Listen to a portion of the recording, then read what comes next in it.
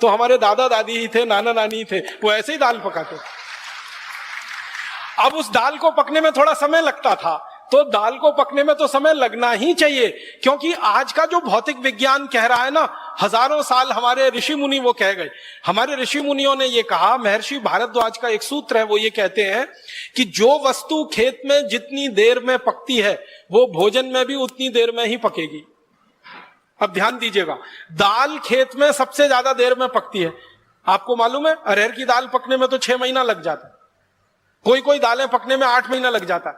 तो खेत में जो दालें देर में पकती हैं, घरों में भी वो देर में पकेंगी, ये महर्षि भारद्वाज कह गए हजारों साल पहले। यूरोप के वैज्ञानिक अब उसको स्वीकार कर रहे हैं कि हाँ, बात तो ये सही है, दाल तो देर में पके तभी पौष्टिकता दे सकती है, और पौष्टिकता के साथ साथ स्वाद भी वो तभी देती है जब धीमी धीमी धीमी धीमी आंच पर पके।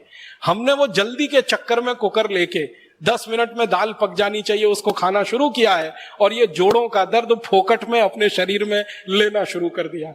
डायबिटीज ले ली है, अर्थराइटिस ले लिया है, माने हमें पोषकता मिल नहीं रही है खाने की, क्योंकि महर्षि भागवत के सूत्र का पालन ही नहीं कर रहे हैं हम। तो वो कहते हैं कि खाने बनाते समय पवन का स्पर्श, सूर्य का प्रकाश बहुत जरूरी है। यूरोप के वैज्ञानिक अब पहुंचे। मैंने ये बात थोड़ी विस्तार से इसलिए कही कि ऐसे सैकड़ों हजारों सूत्र हैं जिनको यूरोप के वैज्ञानिक अब सिद्ध कर पा रहे हैं, और हमारे ऋषि मुनि हजारों साल पहले के। एक और सूत्र याद आता है तो आपको बताता हूं। हमारे ये जो ऋषि मुनियों के शास्त्र है ना, ग्रंथ है, भागवत जी का है अष्टांग हृदयम, अष्टांग संग्रहम, या कोई दूसरा ग्रंथ पढ़ेंगे तो उसमें एक अभ्यास होता, अध्याय होता स्वस्थ व्रत। उसमें एक सूत्र है उषा पान का, सुबह सुबह उठ के पानी पीने का। परम पूजनीय स्वामी जी भी आपको बताते रहे। इस पर जापान में सबसे ज्यादा रिसर्च हुई, आप हैरान हो जाएंगे। जापानियों ने अरबों डॉलर इस पे बहा दिया। एक सूत्र पर शोध करा है पिछले 40 साल, सवेरे उठकर पानी पीना। हमारे ऋषि मुनि हजारों साल पहले फोकट में बता गए सवेरे उठ के पानी पियो, और हम पीते भी रहे और उसके फायदे हमको होते रहे। अब वो फायदे हमको हजारों साल पहले मालूम है। सुबह उठकर पानी पियो तो 2 बड़े लाभ हैं। सबसे पहला लाभ है कि रात भर को मुंह की लार जो जमा हो गई वो अंदर गई, जो बहुत ज्यादा एल्केलाइन होती है। आप जानते हैं ये लार जो है ना क्षारीय होती है, और सुबह सुबह पेट में सबसे ज्यादा अम्ल तैयार होता है, तो सुबह की लार पेट में जानी ही चाहिए ताकि अम्ल को वो न्यूट्रलाइज करे। अम्ल और क्षार दोनों मिले तो एक दूसरे को न्यूट्रलाइज करते हैं। तो सुबह उठते ही पानी पी लिया, लार अंदर चली गई, अम्ल को उसने शांत कर दिया। और जिनके पेट का अम्ल शांत है उनके रक्त में अम्ल नहीं बढ़ेगा, और जिनके रक्त में अम्ल नहीं बढ़ेगा उनको सैकड़ों बीमारियां होने की दूर दूर तक संभावना नहीं। हजारों वर्ष पहले हमारे ऋषियों ने समझाया। दूसरा फायदा ये कि सुबह उठते ही पानी पी लिया, वो पानी बड़ी आंत में पहुंच गया, बड़ी आंत की उसने सफाई की, और आप संडास घर में घुसे, टॉयलेट में घुसे, और 2-3 मिनट में फ्रेश होके बाहर आ गए। हमारे ऋषि मुनि कहते हैं कि जो लोग सबसे ज्यादा स्वस्थ होते हैं उनको संडास घर में सबसे कम समय लगना चाहिए। सबसे ज्यादा स्वस्थ होने की एक ही निशानी है कि टॉयलेट में आप कितनी जल्दी बाहर निकलते हैं। जो आधा पौना घंटा, घंटा भर बैठ लिए तो आप सबसे ज्यादा बीमार आदमी है। 2-3-4 मिनट में गए और बाहर आ गए तो आप बहुत स्वस्थ आदमी है। तो ये स्वस्थ होने के लिए सुबह का पानी कितनी मदद करता है, ये 2 बातें हमारे ऋषि मुनि हजारों साल पहले कह के चले गए। अब जापानियों ने 40 साल इस पे रिसर्च किया और अरबों डॉलर फूंक दिए। अब वो 2 ही बातें वो भी कह रहे हैं, यही बातें कह रहे हैं जो हमारे ऋषियों ने हजारों साल पहले कह दी। इसी तरह से एक हमारे यहाँ पानी का नियम बताया गया, पानी बैठ के पियो, कभी भी खड़े होके मत पियो, पानी घूट घूट पियो, हमेशा सिप सिप करके पियो, ठंडा पानी कभी मत पियो। ये छोटे छोटे सूत्र हैं स्वस्थ व्रत के। इनको अगर हमने ध्यान दिया और इनको दुनिया भर में स्थापित कराया होता तो हम सारी दुनिया में अब तक विश्व विजय कर चुके होते। लेकिन हमारी समस्या क्या रही कि ये छोटे बातों को हमने माना ही नहीं कि कोई गहरी बात इसमें है। जब दुनिया के दूसरे देशों को हम देखते हैं कि वो अरबों डॉलर खर्च करके ये रिसर्च कर रहे हैं और फिर उस नतीजे पर आ रहे हैं जो नतीजा हजारों साल पहले हमारे यहाँ था, तब गर्व की अनुभूति होती है कि ये तो हमने जान रखा है, कर रखा है। पानी की चिकित्सा, स्वस्थ व्रत के छोटे छोटे सूत्र, जर्मनी और जापान 2 देशों ने 40 साल अरबों डॉलर की खर्चा करके जो निष्कर्ष पाए हैं वो हमारे यहाँ हजारों साल पहले हैं। तो चिकित्सा में ज्ञान का भंडार सारी दुनिया के सामने सबसे पहले हमने ही प्रस्तुत किया। मैं आपको एक ऐसी बात कहना चाहता हूं जो कोई भी एलोपैथिक डॉक्टर सुनने से परेशान होता है, लेकिन वो सच है। वो ये है कि एलोपैथी 200-250 साल पुरानी चिकित्सा व्यवस्था है। इसने आज तक दुनिया को बस एक ही चीज दी है, जिसको वो भी धीमे धीमे मानते हैं। वो कहते हैं सिर्फ दर्द से लड़ना और कुछ नहीं दिया, सिर्फ दर्द से लड़ना। तरह तरह के जो दर्द है ना, उनसे लड़ना। 250 साल की कुल रिसर्च एलोपैथी की इतनी ही है। पेन से लड़ रहे हैं वो, और उसमें भी पूरी तरह से कामयाब नहीं हो पा रहे हैं। कैंसर के पेन में तो अभी तक कामयाब नहीं हो पा रहे हैं। दूसरे तरह के दर्दों में थोड़ी कामयाबी मिली है, बाकी नहीं है। तो पूरी कुल जमा उनकी शोध है। जितनी दवाएं उन्होंने बनाई हैं हजारों किस्म की, उनकी मदद से एक ही काम कर रहे हैं, दर्द की कमी या दर्द से लड़ना या दर्द पे काबू करना। इससे ज्यादा उनके पास कुछ नहीं है। मैं एलोपैथी चिकित्सा के एक पुराने उदाहरण को आपके सामने कहता हूं कि हमारी चिकित्सा कैसी रही और ये एलोपैथी की कैसे रही। अमेरिका में सबसे पहला राष्ट्रपति हुआ जॉर्ज वॉशिंगटन। अमेरिका का जब आप इतिहास पढ़ेंगे तो आपको यह जानकारी मिलेगी, हंसी आएगी आपको और आपको अपने ऊपर गर्व भी होगा। दोनों ही बातें हैं। जॉर्ज वॉशिंगटन की कहानी आप सब पढ़िए। कहानी यह है कि वो अमेरिका का पहला राष्ट्रपति बना। अमेरिका गुलाम था अंग्रेजों का, अंग्रेजों की गुलामी से अमेरिका आजाद हुआ और 1776 में उनको आजादी मिली और वो पहला राष्ट्रपति बना। और वो बीमार हो गया। बीमारी आती है, यूरोप और अमेरिका में तो ज्यादा ही बीमारी आती रही है, क्योंकि ठंड वाला इलाका है, सूरज का धूप है नहीं, सूरज का प्रकाश पर्याप्त है नहीं, इसलिए वायरल इन्फेक्शन सबसे ज्यादा उन्हीं देशों में होते हैं। और इसलिए एंटी वायरल जितनी भी मेडिसिन है सबसे ज्यादा उन्होंने खोजी है। बैक्टीरियल इन्फेक्शन भी बहुत होते हैं, क्योंकि धूप नहीं है, सूरज का प्रकाश नहीं है, तो एंटी बैक्टीरियल ड्रग्स भी सबसे ज्यादा उन्होंने ही बनाए। तो जिस देश में सबसे पहले एलोपैथी आई और या एलोपैथी सारी दुनिया में फैली, अमेरिका देश, उस अमेरिका के राष्ट्रपति को बुखार आ गया। जॉर्ज वॉशिंगटन बुखार में बीमार हो गया। अब बीमार हो गया तो उनके सारे चिकित्सक देश भर के और दुनिया भर के इकट्ठे होकर विचार करें कि इनका बुखार कैसे खत्म किया जाए। और जॉर्ज वॉशिंगटन का वो बुखार कम नहीं कर पाए। बुखार बढ़ता ही जाए, बढ़ता ही जाए, बढ़ता ही जाए, कम ना हो, कम ना हो। तो अंत में ये सब एलोपैथी के बड़े बड़े डॉक्टरों ने आपस में मिलकर एक फैसला किया। इसमें आप हंसना नहीं, गंभीरता से इसको लेना, कि जॉर्ज वॉशिंगटन के शरीर में खराब खून घुस गया है, इसको निकाला जाए तभी बुखार ठीक होगा। तो पता है उन महान भावों ने क्या किया? अमेरिका के राष्ट्रपति के हाथ पर बांध दिए, पलंग से हाथ बांध दिया, दोनों पांव बांध दिए, रस्सी से कस के बांध दिए। और वो राष्ट्रपति चिल्ला रहा है कि ये क्या चिकित्सा कर रहे हो? तो कह रहे यही एलोपैथी की चिकित्सा है, थोड़ा धीरज रखिए, थोड़ा धैर्य रखिए, हम आपको ठीक कर रहे हैं। इन्होंने क्या किया? महान महान डॉक्टरों ने उनकी नसें काट दी, हाथ की, दोनों हाथ की नसें काट, ब्लेड लिया और काट दिया। और बेचारा राष्ट्रपति दर्द से तड़प रहा है, चिल्ला रहा है, और उसके दोनों हाथों की नसें काट दी। और तर्क क्या है कि ये खराब खून घुस गया है, ये निकालना है। तो खराब के साथ अच्छा खून भी रात भर निकलता रहा और सवेरे जॉर्ज वॉशिंगटन मर गए। ये है एलोपैथी चिकित्सा। और यह कहानी ज्यादा पुरानी नहीं है, 1776 के आसपास की है। जिस समय एलोपैथी चिकित्सा में बुखार ठीक करने के लिए नसें और नाड़ियां काटी जाती थी खराब खून निकालने के लिए, उस समय भारत में बड़े से बड़ा बुखार ठीक करने के लिए नीम की गिलोय का काढ़ा पिला के लोगों को ठीक किया जाता। अब आप अंदाजा लगा लीजिए कि हमारे यहां खराब से खराब ज्वर, खराब से खराब बुखार को तोड़ने के लिए नीम की गिलोय है। ये तो एक है, ऐसी सैकड़ों चीजें अपने पास आयुर्वेद में है, बुखार तोड़क या बुखार नाशक, या जिनको हम एलोपैथी की भाषा में कहें एंटीपायरेटिक। तो एंटीपायरेटिक हमारे पास सैकड़ों चीजें हैं। उनमें से सबसे आसान, हर जगह मिलने वाली, सबसे ज्यादा उत्पादन होने वाली नीम की गिलोय, गुड़वेल के नाम से, गिलोय के नाम से सारा देश जानता है। उसका काढ़ा पिला के हम बड़े सा बड़ा बुखार सवेरे से शाम तक ठीक कर लेते थे। उसी समय में अमेरिका में बुखार ठीक करने के लिए नसें काटी जाती थी, खून निकाला जाता था। ये अंतर है आयुर्वेद और एलोपैथी में।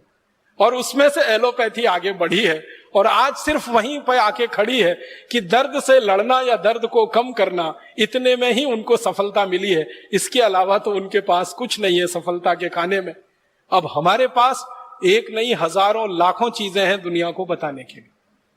तो हम एक बड़ी चिकित्सा पद्धति के सारे दुनिया में फैलाने वाले प्रसारक रहे हैं, प्रचारक रहे हैं, और सारी दुनिया ने हमसे सीखा है। यूनानी पद्धति एक विकसित हुई है, दुर्भाग्य से हम उसको मुसलमानों से जुड़ा हुआ मान लेते हैं। उसका मुसलमानों से कुछ लेना देना नहीं है। वो यूनान में विकसित हुई इसलिए नाम उसका यूनानी पड़ गया। यूनानी पद्धति के जितने शोधक हुए हैं, रिसर्चर्स हुए, वो सब ईमानदारी से कहते हैं कि हमने तो सब आयुर्वेद से सीखा है, संस्कृत में से सीखा है, चरक में से सीखा है, भागवत जी के यहां से सीखा है, भाव प्रकाश निघंटू में से सीखा है। ईमानदारी से वो कहते हैं इस बात को। और उनके औषधि बनाने के जो तरीके हैं ना, वो तरीके बिल्कुल वही है, बस थोड़ा अंतर इतना ही है, यूनान की आबो हवा के हिसाब से, यूनान की जलवायु और परिस्थिति के हिसाब से भारत के सूत्रों में थोड़ा उन्होंने फेरबदल किया है, बाकी सब वही है। तो दूसरी दुनिया की सबसे बड़ी चिकित्सा पद्धति यूनानी चिकित्सा, वो आयुर्वेद में से निकली। सबसे मूल चिकित्सा तो आयुर्वेद की है, मूल सर्जरी हमारे यहाँ सुश्रुत की है, और नियम वगैरह जो हम इस्तेमाल कर रहे हैं आज की दुनिया में, वो महर्षि भागवत के अष्टांग हृदयम और अष्टांग संग्रहम के। एक मैं रोचक बात आपसे कहना चाहता हूं, एक अंग्रेजों के दस्तावेज के आधार पर कहना चाहता हूं, वो ये कि प्लास्टिक सर्जरी जो आज की दुनिया की सर्जरी की आधुनिकतम विद्या है, प्लास्टिक सर्जरी, इसका आविष्कार भी भारत में ही हुआ। सर्जरी का तो हुआ ही है, प्लास्टिक सर्जरी का भी यही आविष्कार हुआ भारत। और प्लास्टिक सर्जरी में आप जानते हैं, कहीं की त्वचा को काटकर कहीं लगा देना और उसको इस तरह से लगा देना कि पता ही ना चले, ये विद्या सबसे पहले दुनिया को भारत ने दी। मैं आपको पुराने दस्तावेजों के आधार की एक छोटी सी कहानी सुनाता हूं। 1780 में दक्षिण भारत का एक महान व्यक्ति, जिसने देश को आजाद रखने में बड़ा महत्वपूर्ण योगदान दिया, देश की आजादी की रक्षा में, संप्रभुता की रक्षा में उसका पूरा जीवन लगा दिया, उसका नाम हैदर अली। हैदर अली दक्षिण भारत का सम्राट। आज हम जिसको कर्नाटक कहते हैं, कर्नाटक के एक बड़े भूभाग पर हैदर अली का राज्य हुआ करता था। 1780 से 84 के बीच में अंग्रेजों ने हैदर अली पर हमले किए, कई बार हमले किए। तो एक हमले का जिक्र एक अंग्रेज की डायरी में से निकला, वो मैं सुना रहा हूं आपको। एक अंग्रेज आया, उसका नाम था कर्नल कूट, उसने हैदर अली पे हमला किया, और ये 1780 की घटना है। उस हमले में हैदर अली ने अंग्रेजों को परास्त कर दिया। हैदर अली का ये इतिहास रहा कि जब जब अंग्रेजों ने हैदर अली पर हमला किया, हैदर अली ने हर बार अंग्रेजों को हराया। एक बार भी अंग्रेज कभी उससे जीत नहीं पाए, एक बार भी नहीं जीते। हर बार आते थे, हमला करते थे, हार के चुपचाप चले जाते थे। हैदर अली के ऊपर जब बार बार अंग्रेजों के हमले हुए तो हैदर अली को थोड़ा गुस्सा आ गया। तो ये जो कर्नल कूट आया, हमला किया, हैदर अली ने उसको हरा दिया, और चूंकि उसको थोड़ा गुस्सा था अंग्रेजों से, तो उसने कर्नल कूट की नाक काट दी। हमारे भारत में नाक कटना सबसे बड़ी बदनामी होती थी। आप जानते हैं, पूरे रामायण की कहानी नाक कटने की कहानी है। जो सूपड़घा की नाक न कटी होती तो रामायण नहीं होती, और नाक कटना सबसे बड़ी बदनामी है। तो हैदर अली ने गर्दन तो नहीं काटी उसकी, कर्नल कूट की, वो चाहता तो गर्दन काट सकता था, क्योंकि कर्नल कूट पराजित हुआ था। कर्नल कूट अपनी डायरी में लिखता है कि मैं पराजित हो गया, हैदर अली के सैनिकों ने मुझे बंदी बना लिया और हैदर अली के पास मुझे ले गए। हैदर अली सिंहासन पर बैठा था, मैं उसके नीचे चरणों में बैठा था। वो चाहता तो मेरी एक झटके में गर्दन काट देता, लेकिन उसने गर्दन नहीं काटी, मेरी नाक काट दी, और फिर मुझे छोड़ दिया कि जाओ, अब कटी हुई नाक लेके जाओ और सबको बताओ कि तुम्हारी नाक क्यों कटी। तो कर्नल कूट लिखता है कि मुझे एक घोड़ा दे दिया उसने भागने के लिए, नाक काट के मेरे हाथ में रख दी और कहा भाग जाओ। तो मैं घोड़े पे बैठ के भागा, भागते भागते भागते भागते एक जगह, वो लिखता है, मैं बेलगाम में आ गया। बेलगाम आप जानते हैं, कर्नाटक का एक जिला। तो बेलगाम में आ गया, तो बेलगाम में एक वैद्य ने मुझे देखा, नाक से खून निकल रहा है, कटी हुई नाक हाथ में है। तो वैद्य ने कहा, ये तुम्हारी नाक कहाँ कट गई? तो उसने झूठ बोला और कहा कि पत्थर मार दिया किसी ने। तो वैद्य ने कहा, ये पत्थर मारी हुई नाक नहीं है, ये तलवार से काटी हुई नाक है, मैं वैद्य हूं, मैं चिकित्सक हूं, मैं जानता हूं। तो उसने सच बताया कि मेरी नाक काटी गई है। किसने काटी?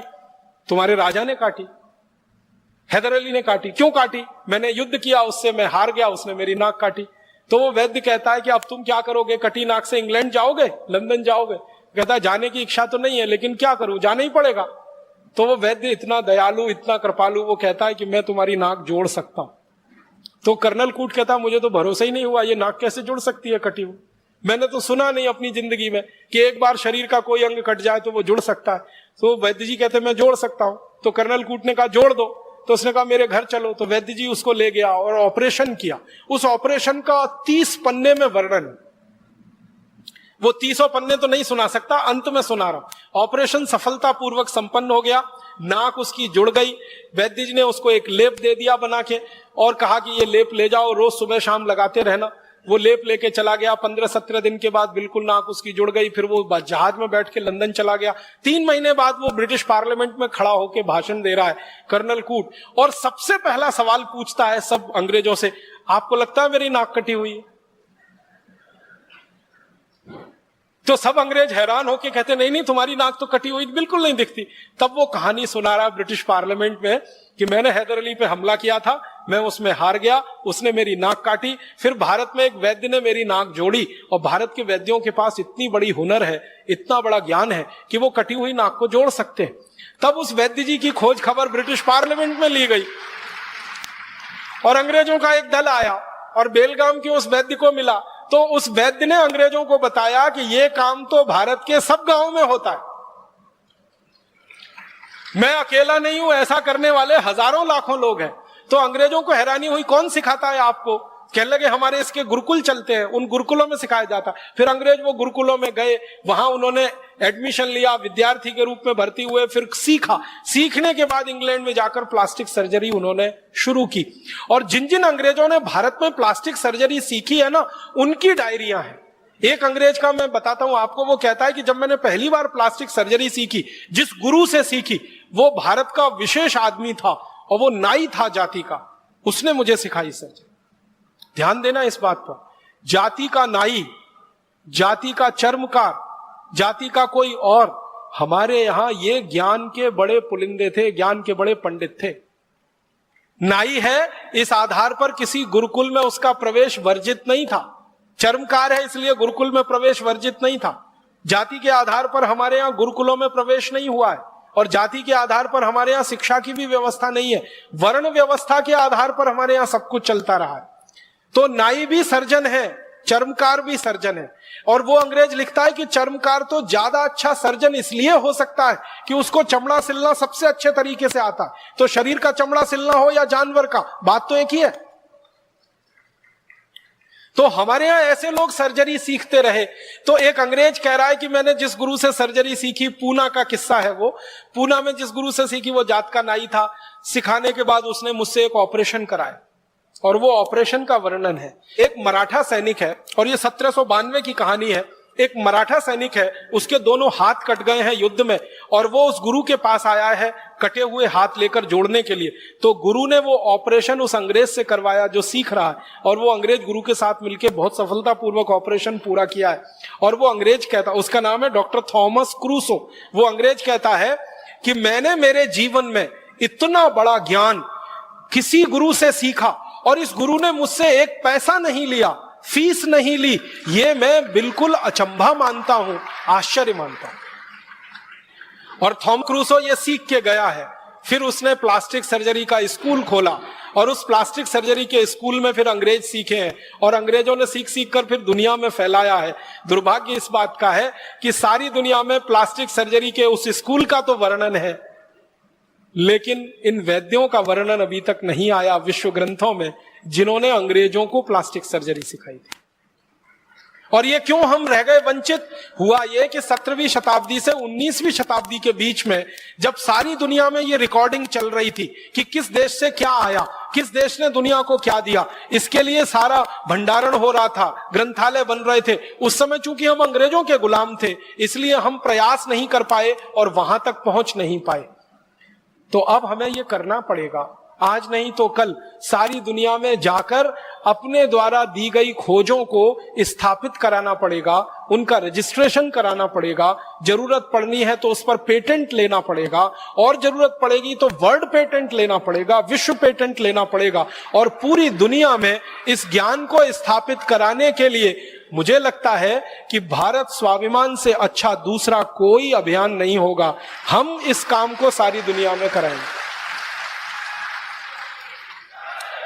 एक और रोचक जानकारी देता हूं चिकित्सा से संबंधित। 1710 के साल में एक अंग्रेज भारत आया, उसका नाम था डॉक्टर ओलिवर। यह भारत में आके कलकत्ता में आया। कलकत्ता में इसने घूमा, बंगाल घूमा, और घूमते हुए इसने एक डायरी लिखी है। उस डायरी के पन्ने का एक पैराग्राफ सुनाऊंगा आपको। वो ये कहता है कि मैंने भारत में आकर पहली बार देखा कि चेचक जैसी महामारी को कितने आसानी से भारतवासी ठीक कर लेते हैं।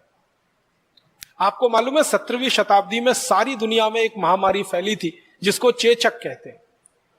इसमें एक बड़ी चेचक होती थी, एक छोटी चेचक होती थी। अफ्रीका में लाखों लोग मर गए थे इसके कारण। लैटिन अमेरिका में लाखों लोग मरे थे इस बीमारी से। अफ्रीका, लैटिन अमेरिका और एशिया के हिस्से में लाखों, शायद करोड़ों भी हो सकते हैं, मरे थे 17वीं शताब्दी के आसपास। यह बीमारी फैली थी, महामारी थी, बीमारी नहीं थी। उस दौरान ये अंग्रेज आया भारत में जिसका नाम था डॉक्टर ओलिवर। वो आया कलकत्ता में, तो वो देखता क्या है कि भारतवासी चेचक की बीमारी को लड़ने के लिए टीका लगाते हैं। और वो कहता है कि मैंने दुनिया में पहली बार देखा। और डॉक्टर ओलिवर का नाम बहुत बड़ा नाम है इंग्लैंड में। इंग्लैंड के लोग उसको बहुत इज्जत से याद करते हैं, डॉक्टर ओलिवर को। तो वो कहता है मैंने पहली बार आके देखा भारत जैसे देश में चेचक का टीका लग रहा है। और चेचक का टीका लगाने का उसने अपनी डायरी में वर्णन किया है। तो वो लिखता है कि मैं आया कलकत्ते में 1710 के साल में, और मैंने देखा कि भारत में उस समय चेचक की बीमारी सबसे कम है। दुनिया के देशों में सबसे ज्यादा है और यहां सबसे कम। तो इसने कहा कि मैंने खोजना शुरू किया कि यह बीमारी भारत में सबसे कम क्यों है। तो पता चला हर भारतवासी ने चेचक का टीका लगवा रखा है। तो उसका वो वर्णन करता है कि चेचक का टीका एक सुई जैसी वस्तु से लगाया जाता था, और वो 3 दिन में किसी भी व्यक्ति को चेचक के प्रति ताकतवर बनाता था, प्रतिकारक शक्ति उसकी दे देता था। और उसके बारे में वो लिखता है कि 3 दिन टीका लगाकर उस व्यक्ति को थोड़ा बुखार आता था। उसके बुखार को ठीक करने के लिए पानी की पट्टियां रखी जाती थी पेट में। 3 दिन में वो व्यक्ति ठीक हो जाता था। एक बार टीका जिसने ले लिया, जिंदगी भर के लिए वो चेचक से मुक्त हो जाता था। वो कहता है कि इतना अद्भुत टीका मैंने दुनिया में पहली बार देखा भारत में। और ये कहानी है 1710 की। अब आपको एक हैरानी होगी जानकर, अंग्रेजों ने चेचक का टीका लगाना भारत से सीखा। ये डॉक्टर ओलिवर सीख के गया कलकत्ता से, लंदन गया। लंदन में इसने डॉक्टरों की सभा बुलाई और उनको कहा कि आपको मालूम है हम चेचक से मर रहे हैं और भारतवासी चेचक से लड़ रहे हैं, उनके पास टीका है इसका। तो कोई अंग्रेज मानने को तैयार नहीं इसकी बात को। वो कहते हैं कि गप मार रहे हो। तो वो कहता है मेरे खर्चे से सबको लेके चलता हूं। तो दोबारा फिर आया, अपने साथ कई अंग्रेज डॉक्टरों को लेके आया और कलकत्ता के कई इलाकों में घुमाया उनको और दिखाया कि देखो कैसे घर घर में जाके टीका लगाते हैं चेचक का। और बस एक छोटी सी सुई, उसको मामूली सा चुभाते हैं, बस उतने में ही इम्यूनिटी होती है 3 दिन के अंदर। फिर उन्होंने पूछना शुरू किया कि इसमें है क्या। तो वो कहते हैं, जो भारत में चेचक का टीका लगाने वाले वैद्य हैं ना, वो बताते हैं कि इसमें कुछ नहीं है। जिनको चेचक हो जाती है उनके शरीर का जो पस होता है वो हम निकाल लेते हैं और सुई की नोक के बराबर किसी के शरीर में प्रवेश करा देते हैं और फिर शरीर उसकी इम्यूनिटी धारण कर लेता है। ये सिद्धांत हमारा है जो दुनिया को हमने दिया। आजकल आधुनिक विज्ञान सिखाता है ना ये टीके के बारे में। पल्स पोलियो अभियान एक चल रहा है, फिर स्मॉल पॉक्स के खिलाफ, फिर ये बड़ी माता के खिलाफ, फिर इसके खिलाफ, फिर बहुत सारा टाइफाइड के खिलाफ जो चलता रहता है और जगह जगह टीके लगाते रहते हैं। ये टीके लगना सारी दुनिया को भारत ने सिखाया है। और टीके के पीछे का जो दर्शन है कि आप जिस बीमारी से लड़ना चाहते हैं उसी बीमारी के जीवाणु को आप शरीर में प्रवेश कराइए ताकि शरीर में प्रतिरक्षा तंत्र उसका मजबूत हो जाए। यह सिद्धांत पूरी दुनिया को हमने दिया। बस दुर्भाग्य हमारा यह है कि इस सिद्धांत का जब दुनिया के वैज्ञानिकों के स्तर पर पंजीकरण हो रहा था, रजिस्ट्रेशन हो रहा था, तब हम वहां हाजिर नहीं थे और इसलिए हमारे नाम से यह दर्ज होने से वंचित रह गया। यह डॉक्टर ओलिवर के नाम से वहां दर्ज है। दुनिया भर के जो रिकॉर्ड्स है ना उनमें डॉक्टर ओलिवर के नाम से यह वर्णित है। और डॉक्टर ओलिवर अपनी डायरी में लिख रहा है कि मैंने कलकत्ता में आके सीखा है इसको। तो डॉक्टर ओलिवर के पहले ये चेचक के बारे में अगर लिखना होगा तो उन वैद्यों के बारे। और डॉक्टर ओलिवर अपनी डायरी में लिखता है कि ये जो वैद्य है इनको मैंने पूछा कि आपको किसने सिखाया, तो वो कहते हैं हमारे गुरु ने सिखाया। उनको किसने सिखाया, उनके गुरु ने सिखाया। तो कहता है कम से कम भारत में पिछले 1500 साल से यह टीका लग रहा है और ये बात है 1710 के आसपास। वो कहता है 1500 साल से कम का इतिहास नहीं निकलेगा भारत में चेचक के टीके का। और अंत में वो कहता है कि भारत के ये जो वैद्य हैं, ये इनको प्रणाम करना चाहिए, इनका वंदन करना चाहिए, इनका अभिनंदन करना चाहिए कि निशुल्क रूप से ये सेवा देने के लिए एक एक घर में जा रहे हैं और लोगों को चेचक जैसी महामारी से बचा रहे हैं।